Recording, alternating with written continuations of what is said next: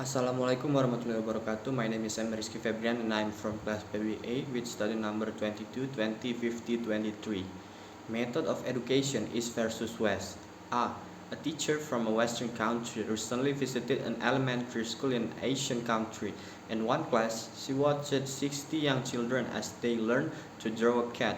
The teacher drew a big circle on the blackboard, and 60 children copied it on their papers. The teacher drew a smaller circle on top of the first and then put two triangles on top of it. The children drew in the same way. The lesson continued until there were 61 identical cats in the classroom. Each student cat looked exactly like the one on the board. The visiting teacher watched the lesson and was surprised. The teaching method were very much different from the way of teaching in her own country. A children's art lesson in her own country produced a room full of unique pictures, each one completely different from the others. Why? What caused this difference in educational method? In a classroom in any country, the instructor teaches more than art or history or language. He or she also teaches culture, the ideas and beliefs of that society. Each educational system is a mirror that reflects the culture of the society. C.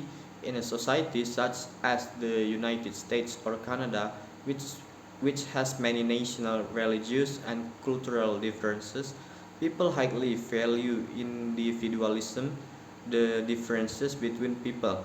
Teachers place a lot of importance on the qualities that make each student special. The educational system in these countries show these values. Students do not memorize information, instead they work individually and finance themselves. There is often discussion in the classroom. At an early age, students learn to form their own ideas and opinions. D. In most Asian societies, by contract, the people have the same language, history, and culture. Perhaps for this reason, the educational system in much of the Orient reflects society belief in group goals and purposes rather than individualism. Children in China, Japan, and Korea often work together and help each other on assignment. In the classroom, the teaching methods are often very formal. The teacher lectures and the student listen.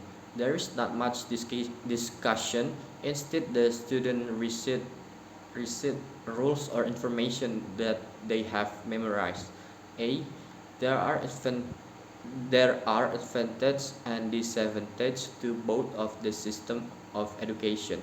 For example, one advantage to the system in Japan is that students there learn much more math and science than American students learn by the end of high school.